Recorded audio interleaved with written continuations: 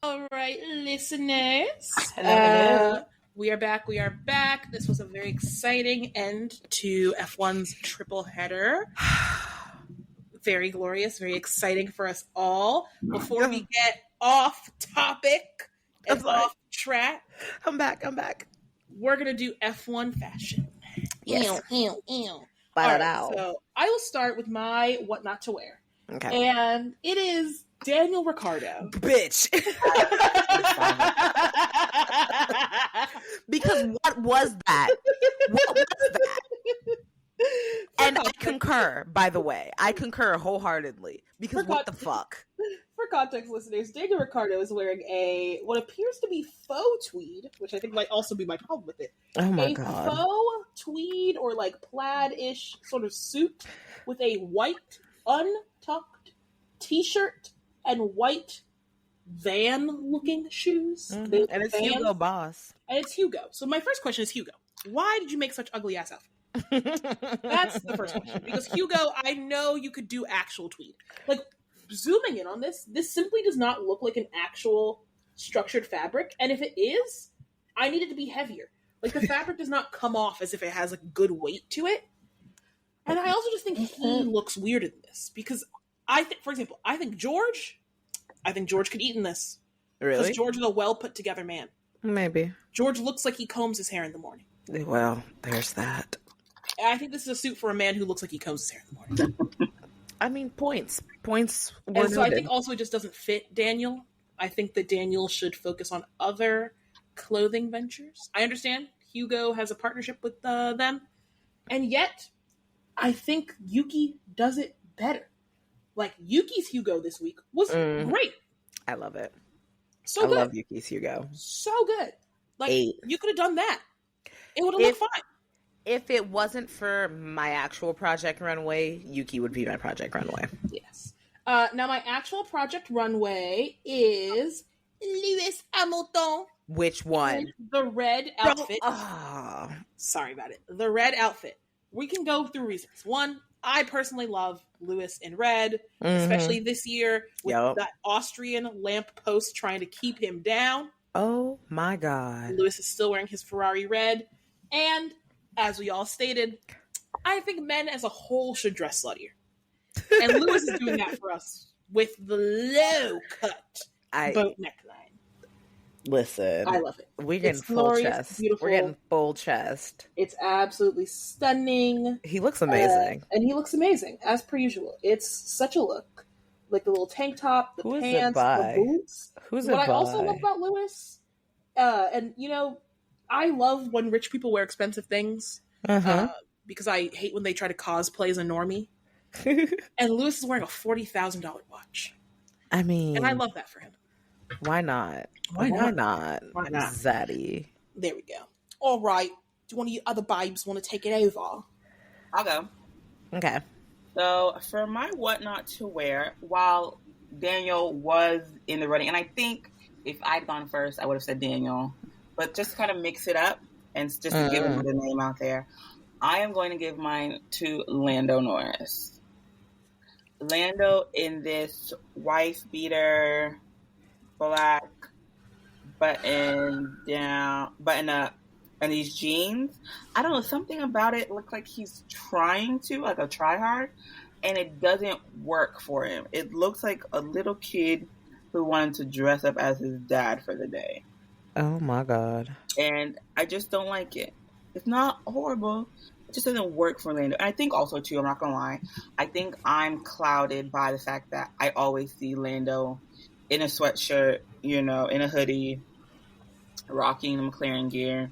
And so to see him outside of it just looks off-putting to me. There's a lot of throat in this outfit for me. Yeah. There's a lot of throat, and I think the cut of the jacket elongates his throat.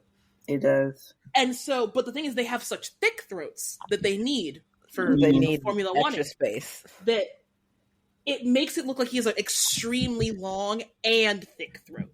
So it creates like this column that looks unnatural. Whereas I think that Lando without this jacket, I would still probably not like the outfit, but it doesn't create such a weird line and shape on him, I think. Well, yeah.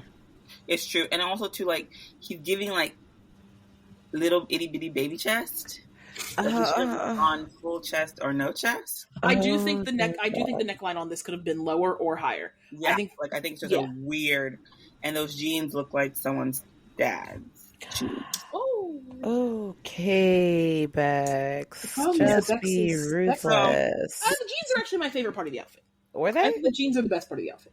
Okay. That's not saying much though. But anyway, my project runway, to no surprise, is going to be Lewis Hamilton. Duh.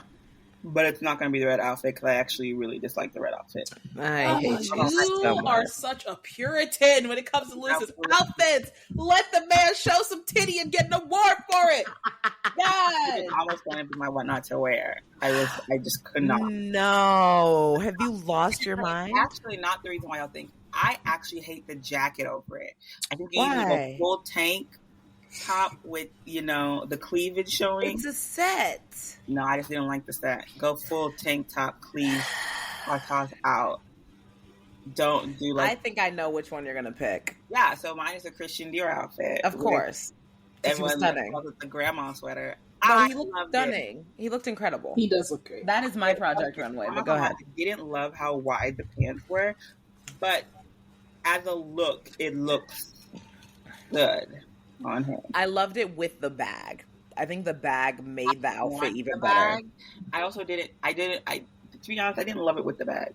Really? No, I love the bag. I like the outfit. I just didn't necessarily like them together. No, I like it together. I think it completes it. And then obviously Roscoe really made the look. Yeah, Roscoe was really cute. So cute, little chunk. Those are my two. Well, so my what not to wear was Daniel Ricciardo for obvious reasons, and my project runway was Lewis and the Dior, also for obvious reasons. So I'm leaving it at that. Cool beans. Mm-hmm. Next. All right, baddies. We can move right on to F1 news.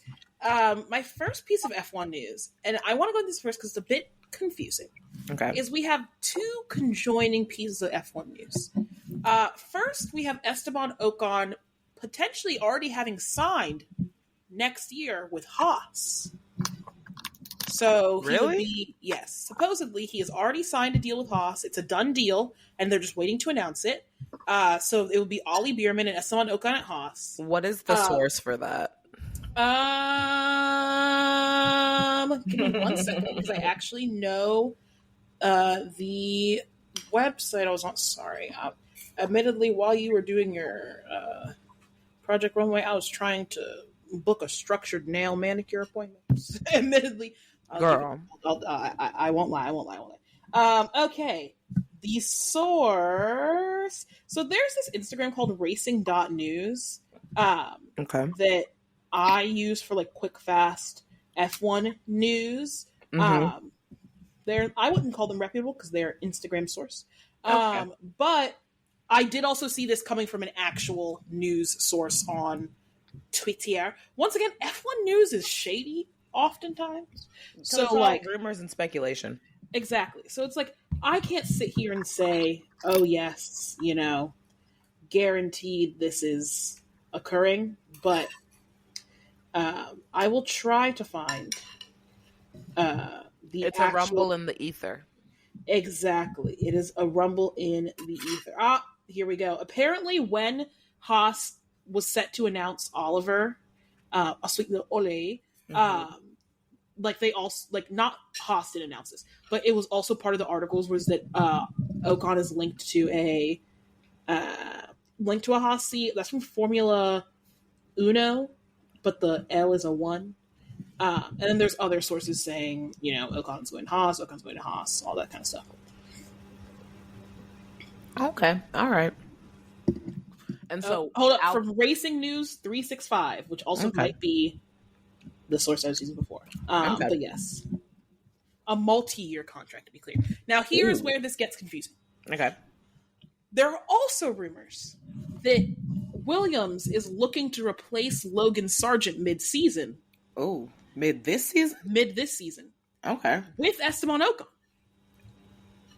See how the confusion starts going. So James Valls did make a comment basically saying, like, you know, with the state of everything, we're exploring our options both for next year and also potentially for this year, right? It is, and even Ted Kravitz said this, so it's not complete libel. Oh yeah, I did. Yes, he did a whole segment about how rumors around the paddock are that Esteban Ocon would leave Alpine early, and go do half a year at Williams, and that Mick Schumacher or Jack Doohan or whoever Alpine wants would take Esteban's seat early. Okay, but then how does that transfer to him going to Haas? See, that's why it's confusing. Okay. Heard. So yeah, I think that's very interesting how that's all going to pan out. I don't know if those are two mutually exclusive occurrences. I really don't want Logan to leave the grid, but I mean, I get it, but I really don't. Yeah, I completely understand why he might have to. Well, but I don't want him to, if that makes sense. That would make me sad. Really? I mean, I think Logan's kind of fun. I mean, he gives a little frat bro vibe to the grid. That's nice. He's funny on the little clips that I see of him. Yeah. He's not giving me any less than like at least 6 of the other drivers. Well, valid. I can think of at least 6 other drivers that I would not miss if they left. Okay. 6 is strong. I can think of at least one. One I can think of. Well, no, I can think of, who I also would like, who I also understand, like, I understand that there are people I would not miss that should have a seat in F1. Okay. Like, I would not miss Lando Norris. But I'm not going to sit here and say that Lando shouldn't have a seat in F1. That would be I think crazy. Like, I would say like the current Haas brothers. I would not. Leave those poor European men alone. Magnussen maybe. Maybe Magnussen actually. Alone. Hulkenberg definitely. I would not. I mean, he's already going to be on the grid, so.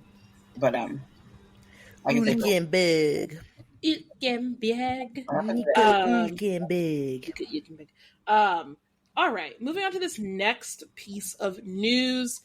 It's basically the normal tea around the around the F1 Red Bull Racing Team seat. Which is we have a couple things. So one, it's being rumored that Danny could take over from Checo mid-season. Danny Ricciardo? Because of his upward trajectory the past few races. So there's girl, I know. Where did he go up? Girl, I'm with you. No, did I miss something? You missed nothing yet. He did have an upward swing. I'm not gonna. I hate you. He did have an upward swing. Like, let's not pretend he didn't have an upward swing. Okay, sure. Logan. Is it an upward string to That's I don't think it's enough. Excuse putting him back at Red Bull when he already had his chance at Red Bull? Yeah, I don't think it's enough. I think that'd be kind of ridiculous. Okay. Yeah. Does Horner just have like a soft spot for Ricciardo? I think some would say that. I don't get it at all. I truly don't. He's the honey badger. He's so precious until he's vicious. I don't even know what the hell that's about, but yeah. They do a lot for me. They do too much, in my opinion. But yes, that's apparently happening. But critically is also the fact that in Checo's contract, supposedly he has a clause that Red Bull can terminate his contract if by the Belgium Grand Prix he is 100 points behind Max. Checo is currently 119 points behind Max. So unless Checo starts getting more points than Max every weekend, how far do we have to Belgium? There's one race between. Well, there's a Hungarian. Then there's wait, am I doing it right? Hungarian and Belgium. Oh my God, you're right. It's almost summer break. Oh my God. 2 races. He has to make up 19 points. 19 points. He has to surpass Max. He needs to win pretty much the next Grand Prix. If he wins the next Grand Prix and Max does not finish or somehow is 11th or below, then he makes up that gap and he's fine. But that's the only way. That is literally the only way. Unless, wait, my math is 19. Well, to be honest, no, because second place gets what, 17 points? Mm-hmm. Yeah, he needs Max to be in he needs Max to essentially have a hole in his car and end up ninth. He needs a DNF. To be honest, he needs a DNF. And if let me know. What is Speak it now. Or Mm-hmm. let the devil strike you down. I was Checo, I might sneak over to the menace to society that is Magnus. You want to give me $1? Listen, I'll break you off a little something. I hate you. A cool little $25K. Break him off a little something. Just wreck his car. Just take him out real quick. Yeah, and I'll pay for the damage. Yeah. He could afford it. He could. Joe got that point. Yeah, I mean, it's really going to take something serious. And I mean, I don't know. You mean it's not a guarantee necessarily. But on top of that, he would actually have to win the Grand Prix. That's the other part. But I don't know. It's not really a guarantee that Red Bull will act on that clause. Yes, they just can. They just can. Yeah. It's not you get terminated, it's we can terminate you. Okay. Yeah. So they could decide Danny's not going to do any better. Yeah. Because he won't. Let's just stick with that. Now, really, justice for Yuki and Liam, because why is the option not put the person who's doing better on RB into the Red Bull? And be out qualifying him and out racing him every week. Or put that little young gun New Zealand boy into the RB seat. The Red Bull seat. Liam Lawson. Liam Lawson. Okay. I've heard something. Oh, he's from New Zealand? Sorry, go ahead. I've heard that Red Bull kind of needs Checo because Max's contract is so high that Red Bull needs the revenue that Checo brings through ads and basically his Mexican connections. Checo has one of the most insane sponsorship portfolios I've ever fucking seen in my life. He's all over Mexico. Sponsorships you see that on that man's Instagram page, I think it's a fan edit, and I'm like, no, the man is sponsored by Disney. Let me tell you something. I had a layover in Mexico City, and I'm pretty sure I saw 2 Checo ads. Just on the layover. Just on the layover. I never left the airport. And I do believe his ad, Red Bull really cannot afford 2 drivers with Max's contract. And so I don't, unless someone I don't know how much Daniel Ricciardo is bringing in, but unless he can bring something to match Checo, that might be. You know he couldn't. But I don't think he's bringing in the amount that Checo brings in, because Checo brings in a lot. Checo brings and also Checo brings in exclusive market. Mm-hmm. Daniel does not have command over a market. No. The way that Checo has command over an entire market of people. Yeah. And and it's big down there for them. Pretty much pay for his own salary. He brings in money, and then some. Clearly. So that's another thing just kind of throw in there that. So they probably wouldn't get rid of Checo. I'm not sure at this point Red Bull's at a place where they can get rid of Checo. But that's also probably why he agreed to it, because he knows they can't afford to lose him. Yeah. So that's probably something Red Bull put out on the table, and he was like, you know what, fine, you can have that, but y'all need me. I also think it's insane, though, to sign Checo for next year with this clause in his contract. Because it wasn't like Checo was doing amazing before he signed. He was doing okay. But he was plenty on this trajectory still to maybe end up 100 points behind Max. Well. So I think it's kind of crazy if they sign him and then get rid of him. Because why wouldn't you have waited until after the Belgium Grand Prix to sign him? Well, that also just probably means they have no plans on getting rid of him. Yeah. I don't think they're going to get rid of him. I don't see any reason to get rid of him. I personally do not think that there's anybody who would guaranteed do better. So you might as well just keep the boy. Keep the boy and the money. Exactly. All right, and this last piece of F1 news that we have here is the F1 movie named F1. I did not realize until they named the movie F1 with like the trademarked branding how like I knew F1 was like cooperating and collaborating.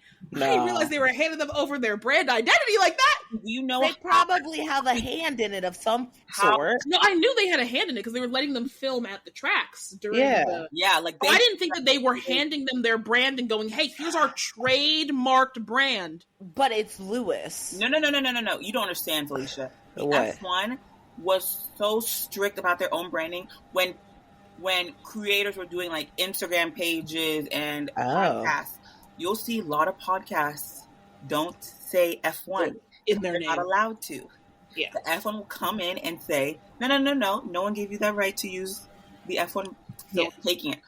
Like my main Max clip person on Twitter regularly gets tweets taken down from just showing like interviews that F1 publicized of Max, like for 10 seconds. I'm scrolling through Twitter. I'm like, oh, video, cool. Click on it. Video's been removed. Yeah, they are strict, very strict. That's so. Wild. This is gogging that they were like, hey, here's our brand. Not here's like the font. If they'd given them the font, I would have still been shocked because they love their fans. That font is tight, but like. Formula One is the name of the movie in our font with our fucking little trademark next to it. Are you kidding me? Which I'm not gonna lie, just taking a step in the whole branding thing, it's a horrible name for a movie. So I did not realize, like I low-key realized, but I didn't realize that they were setting F1, like the movie, in this F1 season, that they were choosing to like make it. I thought it was going to be like a parallel universe, essentially. You know, they need to use the backgrounds and the track to make it realistic, so that's why they're filming at the track. I don't know if you guys have seen this. I have. They have social media pages for this fake fucking F1 team. Stop. Where they are acting week by week. I think they've been doing it since January or November. Stop. Week by week, they're acting like an F1 team. When all the F1 teams put out that statement about Susie Wolf, the fake-ass F1 team put one out too! Wait, seriously? Yes! What did they say? What did they say about Susie? They put out the exact same statement all the teams did. Like, hey, this could be a fan page. Maybe they're not insane enough to have their own social media pretending to be. They probably are. Right? But insanity. Insanity. Right? Because, like, I've seen them. I've seen the pictures. I've seen the stills of them at the track and things like that. What shocked me, too, when I saw them, I saw Brad Pitt and Damson Idris. So they had the driver lineup of all the drivers and all the teams. And there is a picture. Oh, my gosh. What is this? See, what I think was the most shocking... Wait. So, like, the actual current F1 lineup, but then the picture of Damson Idris and Brad Pitt? Not a picture later. No, not a picture. Standing together. On the track. Like, they can touch Lance. Lance can touch Damson. Brad Pitt can don't send me this picture. Yeah. I need it. Felicia, you just need to go watch the trailer. Gunther's in the trailer. Gunther has a cameo. Lance Stroll. Gunther's book deal. In like a little. Did they take him down? Because wasn't the FIA mad about that?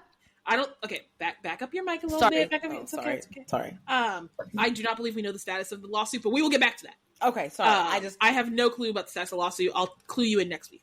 But like, it's absolutely insane. I don't know if you guys saw, but after the race, when the drivers were giving their post-race interviews, you see like Lando and Alonso giving their little sad interviews. We'll get into why they were sad. You see them give their sad little interviews. And in the back, you see Brad Pitt with his fake press junket person walking beside him for him to go and give a fake interviewer a fake post-race interview in his race suit and everything. And I was like, you have these men out here on the track crying and dying. Sidebar, Lando fans were very upset. I saw that. Lando fans were pissed about this. Why? They were like, Lando's heartbroken from this race, and Brad Pitt pretending to feel that heartbreak. They're like, he's heartbroken, and this man is playing pretend behind him. I saw that exact tweet. Like, I'm just gonna drop this because we'll talk about it again later. Lando is a child.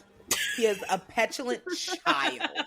Lando is a petulant child. Continue. I don't know what he did this week to make you say that, but we'll get to it. Okay, continue. We'll get to it. Continue. Alrighty. That was my main thing. Felicia, you need to watch the trailer. Absolutely needs to. But we can move on to the Formula One Qatar Airways British Grand Prix held at the Silverstone Circuit. Statistics get statted. It was in 1950 that they originally started having the British Grand Prix. The British Grand Prix has been in every single season of official F1. Boom. There are 52 laps, and each lap is 5.89 kilometers. The fastest lap ever was a minute 27.097 by Max in 2020. Maximilian.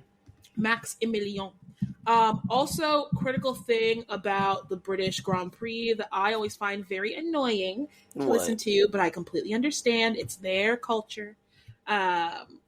Every fucking turn and part of this track is named whack-ass British name. Yep. And they always act like we know what number turn is associated with which whack-ass British name. Okay, so I noticed I don't know what turn and all maggots the and names Beckett's and all that. is. That's the thing. I paid so much attention to that this week, and I've never noticed that before. And I said, have all these tracks just have names for all the turns and the straights? And I just didn't notice. Not the way Silverstone does, but yes, they do. Okay, I know that some of them have them for specific ones, but Silverstone is every single one. Yeah. Like every straight, every turn. And I was like, where are they? 6 or 7? Yeah. Like. Anyway, but yeah, it was a lot. It was a lot for me. I was like, that's very stressful. I don't know what turn Maggots and Beckett's is, so I don't know if they're starting the lap or ending the lap. Nope. I only know about Cop's Corner from when Lewis yeeted Max off the track. That's all I know. That's the only. I don't know anything besides that. So I need to go look this up. I still haven't looked at it. Max and Lewis's Silverstone incident. Yes. Oh, girl, I still need to look that up. Girl. No, I know. I know I need to, and I know it's going to be absurd, but I just haven't done it yet. Max got yeeted into the wall and with a 51G impact. Yes. He had to go to the hospital. Oh, hush. Was he okay? He had to go to the hospital, but he was fine. Okay, yikes. That's a lot. I forgot that. Thanks. My bad. I don't understand how you haven't seen the incident. It was in Drive to Survive. Oh, I haven't passed COVID. Are you serious? You need to get on that. Season 4 is stressful. You know, but I so watch good. and stop and watch and stop. You need to get on that. That's a problem. Which British Grand Prix? We're talking about Silverstone 2021, where Lewis yeeted Max off and Max went in the wall and then Lewis won. No, is that the one where Lewis is on 3 wheels? No, that's not 2021. I'm sorry, he did what No, because Max finished the race in the one where Lewis had 3 wheels, because Max was chasing Lewis in the one where Lewis had 3 wheels. That's 2021. No! Remember, it was literally the height of the rivalry. It was the peak of the rivalry. Lewis yeets Max off the track. Max has to go to the hospital. Christian's on the radio going, "Hey, your driver nearly killed my driver. Get him disqualified." Like, girl, you're thinking of the wrong one. Makes you look confused. I am. Here, I will find you the one. Lewis won the 20. Oh, okay. 20. I believe it's 2020. Yes, okay. I believe it was the 2020. When he heated Max, or when he was on 3 wheels? When he was on 3 wheels. Heard. Get guy. Okay. Anyways, We're going to go through quali. I actually took quali notes this time, so be very proud of me. I watched quali. Proud of you, too. I watched quali. The first thing to note here... That's fun. The first thing to note here is that Pierre Gasly, for getting new race parts, had a 5th place grid penalty. So they just sent him out there to get some data. Yep. Get some laps in, get some data. It doesn't matter what you qualify. You're back on the grid anyway. He had 15? How many? 50. Wait, how does that work? When you get above 15 places in a grid penalty, they send you to the back. It just carries on every race, or what? No, they just send you to the back. Okay. How did he get so many? Because he replaced 5, I believe, engine components, and each engine component he replaced required 10. Some of them don't require 10, but the ones he did. Wait. And so they're like, you gotta go all the way to the back. But he did all that, and he didn't even finish. Okay. He didn't start, so you can't finish, you don't start. Yep. I'm like, you did all of that, and you didn't. Okay. And then still had a gearbox issue? I know. Crazy. Crazy work. Before you did anything, that's the problem. The formation. Anyway, I'm sorry. We're on qualifying. It's okay. So in Q1, notably, Lewis Quali King was P1 in Q1. Whoop whoop whoop! Love that for him. Baby. The Red Bulls could not keep themselves on the fucking track. Checo put himself into the gravel, solidifying his, I believe, P17 qualifying place. So something like that, yeah. Get fucked, Checo, I guess. If I'm not mistaken, has Yuki out-qualified? Is it Yuki was out-qualified Checo in the last 6 races? Yuki has definitely been out-qualifying Checo. You saw a meme tweet about Sargent out-qualifying Checo 7 times. Sargent has actually only out-qualified Checo, I believe, 2 times. But still, that's a lot. But that is too many for a Williams. Checo, you're in a Red Bull. He's in a Williams. Yeah, he's Logan Sargent in Williams. He should not be out-qualifying you ever. Ooh. You should never even see that man. Ooh. And then, notably, Max also went off track, but managed to save it.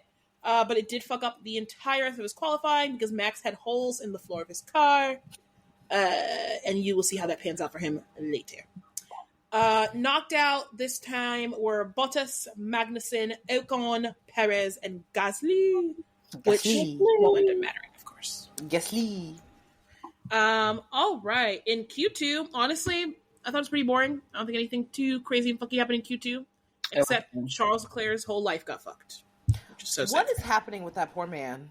I think somebody put a curse on him. I think somebody did a little witch's curse to get him to win Monaco, and then magic has a price. I think that's what happened. Mm-hmm. But I'm not paying the price. Ferrari kind of going tits up right now. For real. Well, they always go tits up. I know, but a couple times a year. This feels a little bit. Maybe I'm more nervous just because Lewis is going, and I want them to get their crap together. You're paying more attention to them, yeah. Maybe, but it's like. Come on, like if I would be our bald king looks very unhappy, crying. Well, I think what the problem is that it's been 3 races, a triple header, and it's been a horrible triple header for Charles in particular. Like for Ferrari, of course, but for Charles, I think it just feels worse because like you're not getting a break between the bad times. Yeah, it's been 3 weeks of continuous bad times. 3 weeks in a row, not even like 1 week off week. No, back to back to back bad times. But Charles got his shit absolutely rocked. Yep.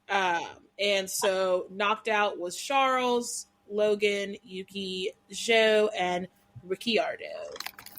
Ricciardo. Pretty Q3, Ricky. I also thought was a little bit boring. The only note I have about Q3 is that I hate British people. I know that it's an all British top 3. I get that it was Russell, Hamilton, Norris. I understand. We get it. We know. Oh my god! If I had been doing a drinking game, take a drink every time the word British hammered gets said, except like out of the context of this is the British Grand Prix, I would probably have to go to the hospital. Because the number of times I heard all British top 3, it's looking like an all British top 3. It's an all British shootout. Like we get it. They're fucking British. We know they're British, and I'm tired of this shit. I'm tired of it. I get it. It's their home Grand Prix, but like, please, I am begging you. It's an all British top 3. I saw before the race they said it's an all British top 3 at least 10 times. I'm like, they did. We know it's British. We know you're British. Yep. And we know that you're sucking this British dick, but you need to shut the fuck up. Yep. It was too much for me. My note from Quali is kind of something y'all put in the text. Why is George so excited every time he gets a pole? Why is he's standing on the car? He's pumping his fist. Let it be known, I am a George hater, but I was not hating on him in the fashion that Bex was. Bex said that. I wasn't hating on his little celebration. Whole race to win. To be honest, to me, I always feel like the more excited a person is when he's himself. when they get on pole, the harder the downfall is for the race. And case in point. But like in comparison, you see Max win pole, he just gets out the car. That's a regular Tuesday for him. Or Saturday. Oh boy, just gets out of the car and walks off. I think you can't compare. He'd only had 3 of them, so. Okay. But yeah, I mean, I think qualifying overall was pretty. It was okay, but I was kind of excited when I saw that Mercedes was 1 and 2. I was like, okay, they're doing so much better. Where was this progress these last couple of years, you know? But I was very happy for them to kind of get it together. Yeah, they looked good this weekend. They did. They looked really good. Yeah. Your dog is barking. What is she not? Sorry for the barking dog if you can hear her. You can't hear her. Oh, okay. It's okay. MJ, Queen, get a podcast spot. Well, she was in her crate for a while. Oh, why they put her in the crate? Poor Pumpkin. Calm down. She hates the crate. She was in the crate for like an hour. She hates the crate. Yeah, but we hate when we have people over. No. Oh, okay. Let her out. Let her be free. Right? There was a lot of stuff going on, and we needed the door open because we were moving a lot of stuff. Free my homie MJ. Your homie MJ likes to run.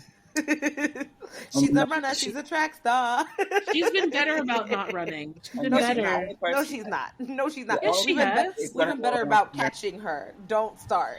The only person who's going to run after her was your brother. Your mom. Oh. No. That poor boy. I got to for a little bit while we got things started. But we can't hear her, by the way. Yeah, we can't hear her, but we know. I think she's come back inside because she was outside. MJ has a household to protect. What are you talking about? Exactly. She's holding down the fort for you guys. Okay. And that's what you're not considering. She's making sure you are safe. Okay. For the record, listeners, my family's dog is a very tiny Maltese poodle. So she is defending her home the best way she knows how. She's vicious. With sound terrorism. Mm-hmm. Yep. She's a real one. We can get into the race.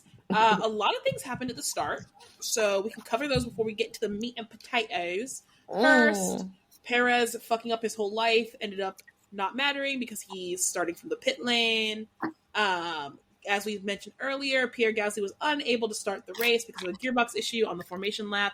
So he actually has to carry over his 50-place grid penalty to the next race. So he'll be starting from the back next race as well. Because he didn't actually technically serve that grid penalty. Because he didn't start. Oh, wow. Yes, that's he didn't start. homie. Now, admittedly, in my humble opinion, and once again, this would be wrong of Alpine to do. Oh, God. If I'm Alpine, yes, I'm 100% letting this motherfucker start the race. You let him start the race. You let him DNF on lap 1. You serve the grid penalty. Actually, at least that's my understanding of grid penalties. That's my understanding. That it could be that you have to make a certain race distance for it to count, but I don't think so. So, like, you might as well. Sorry, Bex is drinking Seagrams. I'm so sorry. You saw my face, right? Oh my god. All my mom has. Gross. Fix it. I will be texting her right now. Fix it. So go get some Canada Dry. Because your ginger water is not going to. I mean, it gets the job done for right now. No. Something no. No. They didn't want a Coke or a Pepsi. Your ginger flavored water will not do when I get there. We Yeah, gotta fix that. Sorry, viewers. I had to take a hiatus. I'm texting my mother right now. You saw my face. I saw your face. I was like, what's wrong? And then I saw the label. My roommate literally has a bottle of piss water Seagrams. It's disgusting. Oh my God. If you know, you know. Oh. I'm gonna need some Canada Dry bowls, please. Thank you. I love the Canada Dry, but she had this. You can't drink. I've tried drinking that and I spit it out. It's horrible. I need bubbles. It's not good. We have bubbles elsewhere. I know she Girl, has go drink some Prosecco in the house. I know she has go drink some Prosecco or something else. Besides secrets. I need to make a mark, but anyway. You do. Anyway, as well at the start, noted it was having a 60% chance of rain. The rain did play a main character today, so thank you, Mr. Rain. Right off the line, we saw the history books on the shelves are always repeating themselves because Norris lost his place to Verstappen. Wow. Because once again, say it with me, Lando Norris has no racecraft. Okay. So he lost the place to Verstappen. But Charles got 3 places. It would end up not mattering. Yep. But he did get them. They were got. And also notably, a weird thing happened where one of the Haas's went off track, and then when he rejoined track, he hit an Aston, Fernando Alonso's, and then Fernando Alonso hit Alex, who like dinged Logan a little bit, but this made Alex lose some body work. Yep. So I could hear Logan was like, "Oh, something just flew off of Alex's car." Yeah. Album's car. Yep. Yeah, literally tragic. But yeah, that was the start. I feel like things started to get fun and funky once it started raining. With the rain. The rain put a little spice in it.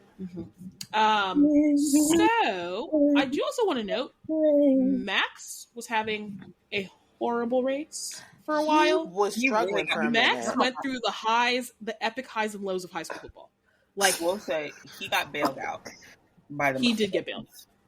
By McLaren, just McLaren in general. Yes, McLaren's foolishness did bail Max out a little bit. Well, I was confused by McLaren, not gonna lie. And I had no idea what was going on half the time. Max, I was actually kind of surprised at how Max was looking at the beginning of the race. I was just like... It was scary. But didn't he... I forgot. Was there an issue? Something happened with his car? He did interviews afterwards. I don't remember him saying that there was like a literal issue. I think he was saying like the car was just shit on this track with that much gas in it on like a slowly wetting track. He did notably say like, yeah, it was bad at the beginning. The McLarens passed me. And then I saw Carlos Sainz, so I knew I was really in a bad place. Listen, when he said that, it was that post-race interview right after they got on the car. He's like, I was in the back and I saw Carlos and I said... Man. Oh my God. Max is so shady, and I'm really starting to enjoy it. I'm not gonna lie. He's just such an entertaining, funny man. Boots. For real. Shady Boots the house down is Max that man. The funny thing is, I kind of want to like Max. I just can't. You totally can. I can't. What is your biggest holdback for Max? Because Max is even growing on me. So here's the thing. When I started watching F1, was in the height of the Lewis Max. And so did I. And I just was like, he's such an asshole. He is, and it's fantastic. And to be honest, I think he was so, like, I didn't see like the nice, jovial, kind of lovable side of Max until now. The goofball.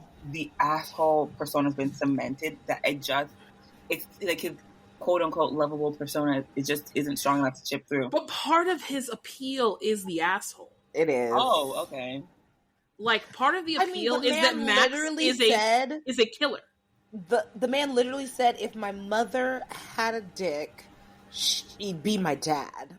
Like, that's him talking about his own parents. Yeah, like, Max has duality. That's the whole thing, is that Max has dimension. On the track, Max will kill you.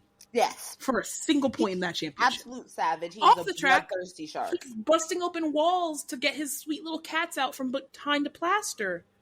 Wait, what? yeah, his cats got stuck in his apartment, and he was like, I couldn't hear them anymore, so I had to break down the wall and save them from behind the wall. Wait, that's actually really sweet. See? Duality of man. Face. Bex, the duality of man. Face. Bex is so unimpressed. Well, you can stay unimpressed. She's not a cat person, so that's probably the wrong story to tell her. That's a Bex problem. That ain't a me problem or a Max problem. That's a Bex problem. She is not a cat person. Anyway, we've gotten off track. Max was having a shit race. Max knew he was having a shit race. As per usual, Max turned that dog on once he knew that there was a chance of winning. He said, I'm on the hunt. So we'll get back to Max. Notably, once it started raining, things start getting a little bit wet and mixy. The McLarens stole the lead from the Mercs, which was very tragic. We don't see the lead. The Mercs, I'm not gonna lie. The Mercs fumbled their lead by going off track. George and Lewis were pissing me off. George in the front, and then Lewis passes George, and then all hell breaks loose. Then they leave the track, they come back on, and then I was like, "Oh, y'all suck! Y'all don't know what you're doing." And then Lando getting on the yep. Both of the Mercs joined in an unsafe fashion, and I was like, "George, I'll give you. George did join directly in front of you. Lewis is like 4 seconds ahead of you, man. What are you talking about?" When he came on, when the commentators were like, I don't think the stewards are going to have anything to say about that. I was like, yeah, exactly, because it was absolute bullshit. Wait, who I forgot, who mentioned it? The commentators. Lando. When Lando was like on the radio, the commentators were like, yeah, I don't think the stewards are going to do anything about that one. I don't know. I was just so frustrated because I was just like, do y'all know what y'all are doing? No. That's what it felt like for a quick second. I was just like, you two are going to... Listen, when I kept seeing those cars like jerk like this from one side to the other, I said, "Oh, they're in trouble." Okay, real quickly, I don't know if you have a separate talk, if you want to talk about this separately, but at the beginning of the race, I was actually kind of getting a bit frustrated with Mercedes because to me, from the start, it definitely seemed like, and actually George even mentioned it. He was like, "We're going to work as a team. We're going to work as a team." Before the race. At the beginning of the race, it seemed like Lewis was playing Robin to his Batman, and I really didn't like that. It felt like Lewis was playing more on the defensive side to help George, and I was just like, this is a waste of your talent. Drive your car.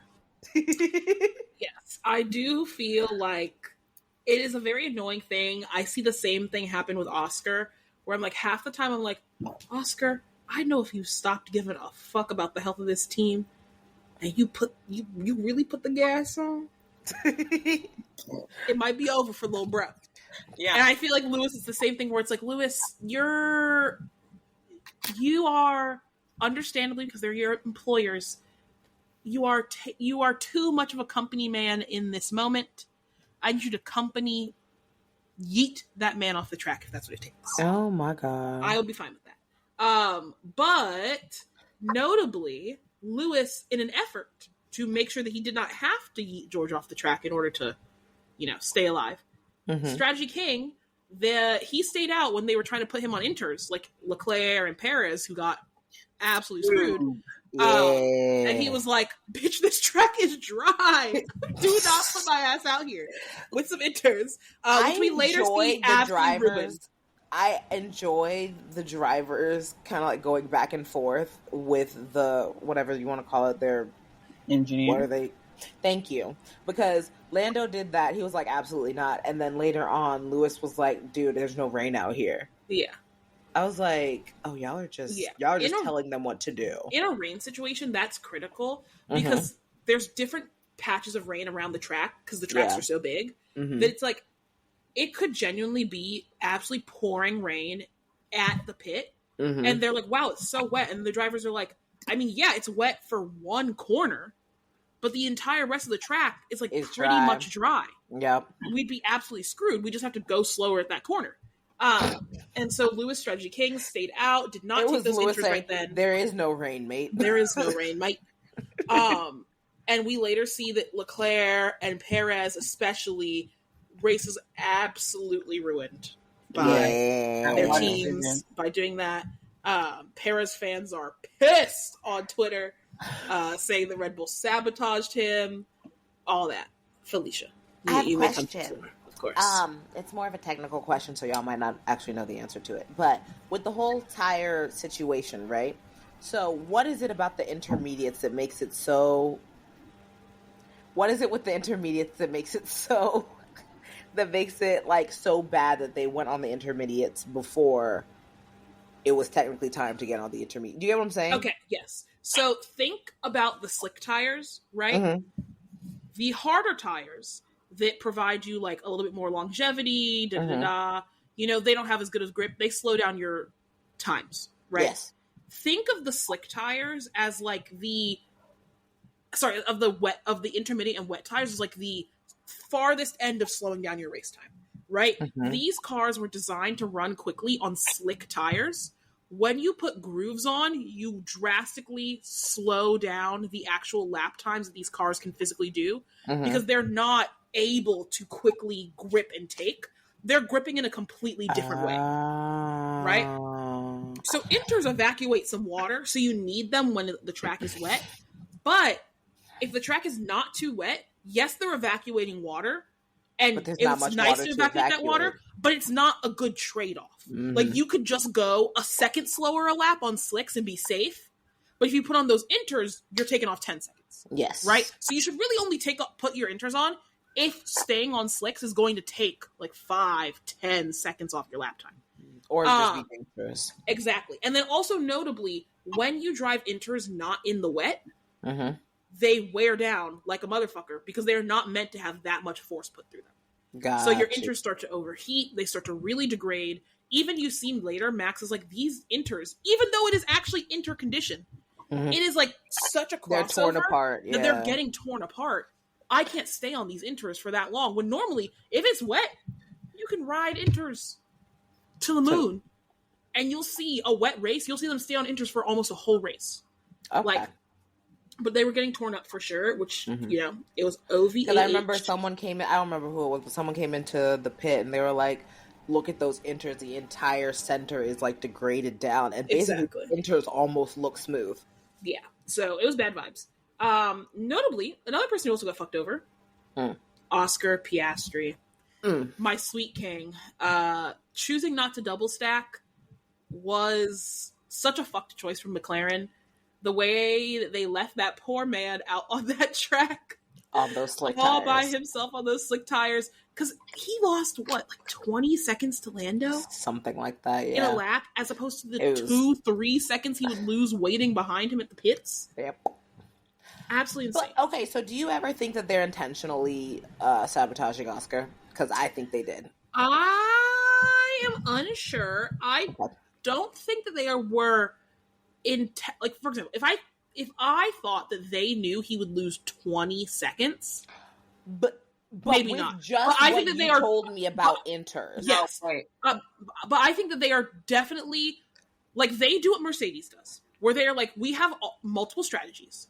We are going to give the preferential strategy to George. In this case, Lewis was ahead, and there was literally no way to not obviously fuck over Lewis, so they didn't do it. But like. You give the less preferential strategy to your second driver, and sometimes it is a decent enough strategy that it's like, okay, we've just given them a slightly less preferential strategy. Sometimes your strategy comes out to be like race ending, which is what happened to Oscar, where it was like, this was the less preferential, was whoever pits second, because you knew it was going to keep getting wetter, and like, in all likelihood, you probably needed to double stack. But I don't know if they knew it would be 20 seconds detrimental. Okay. Yeah, I think they just prioritized Lando. And, like they do every week? Yeah, I mean, you could say that about a lot of teams. Red Bull.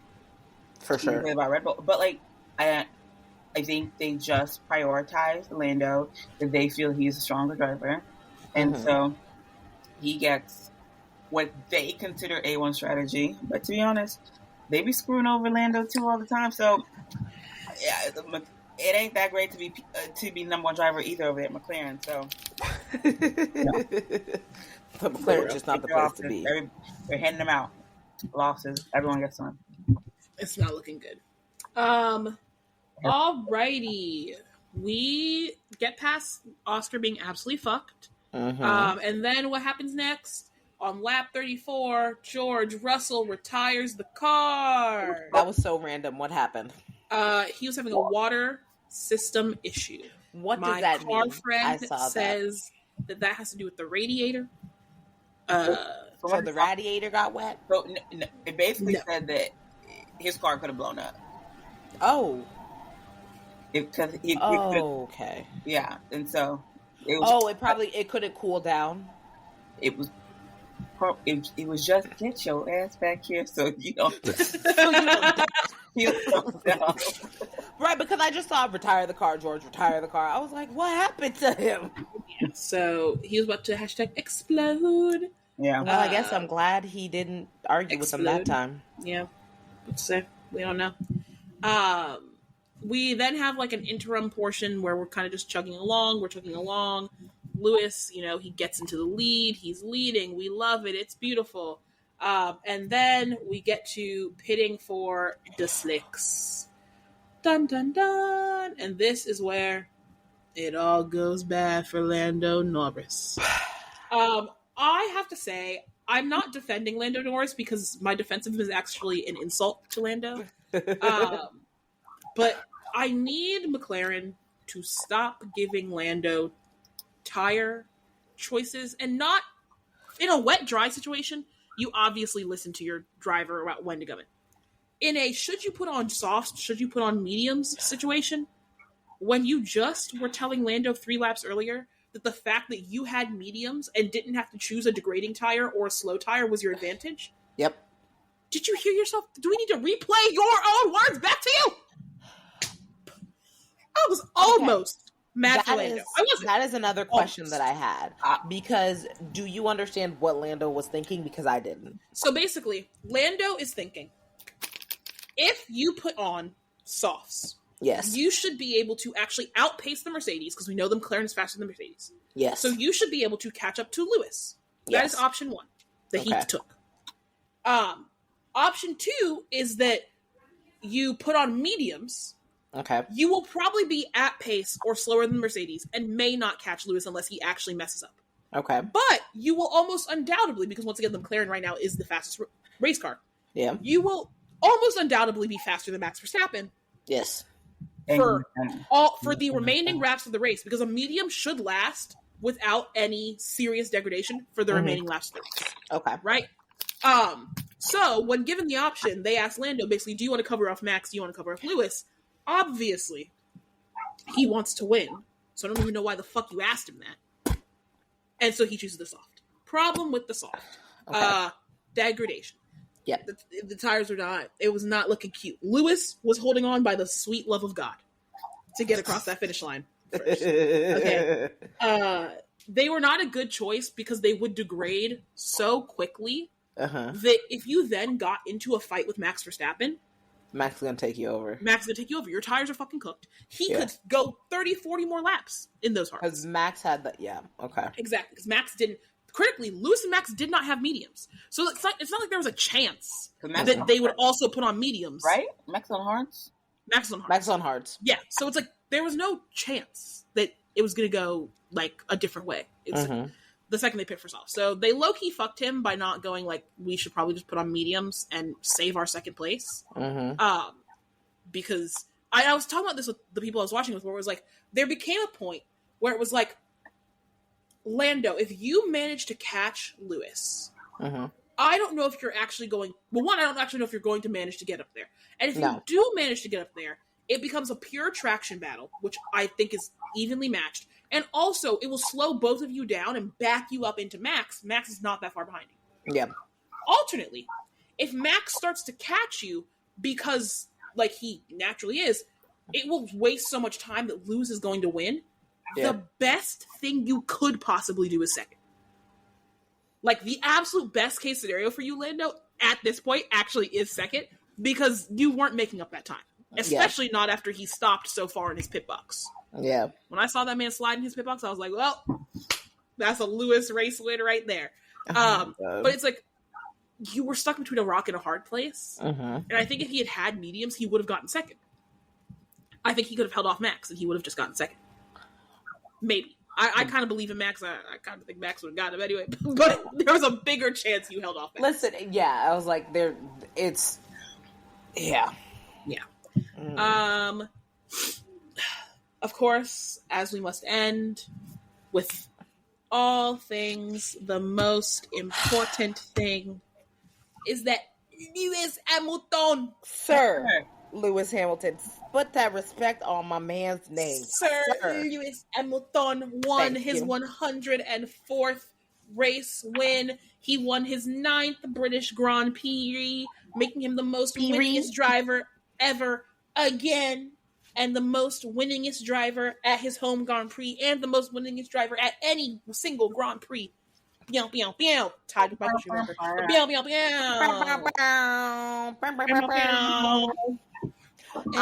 I'm not gonna lie, I cried when I saw him crying. I was #praying. I was screaming. I was about to throw up, as noted in our group chat. Throw up. But it was very exciting, very beautiful. I will hand the mic over to you, Bex. I'm sure you have many thoughts. I have a lot. Well, I actually told y'all in the chat that I was like, oh, no. You were like, I think you said, like, let's fucking go or something in the chat. And I was like, Yep. Because I had paused it like 8 laps ago because I was getting nervous. And I don't like the stress. I was literally like praying. And then when he won, I was just like, oh my God, he's crying. As soon as I realized he was crying and then him hugging his parents, I was just in tears. I was in tears. I've seen Lewis win, but this one just felt different. Because they said it's 2.5 years? 945 days? 45 Something days. Wow. That's the longest he's ever gone in his career. Up until 2022 was the first season that Lewis had not won a race in the whole season. Damn. Yeah. From the beginning of his career to 2021, he'd won a race every single season. One race every single season. Yeah. So, and he hadn't won.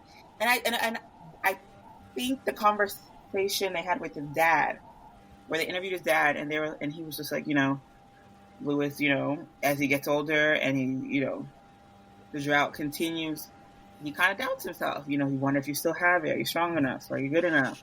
Good enough?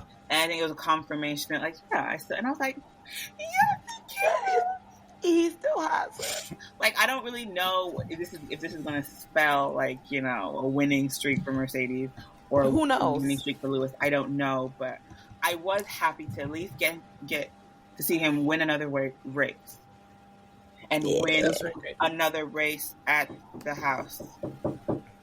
Yeah, I think it was great that he won his home Grand Prix. I think it was wonderful, beautiful. I was like, and then when his dad came up and his dad was like, just hugging him, just like, I know, and Lewis was crying.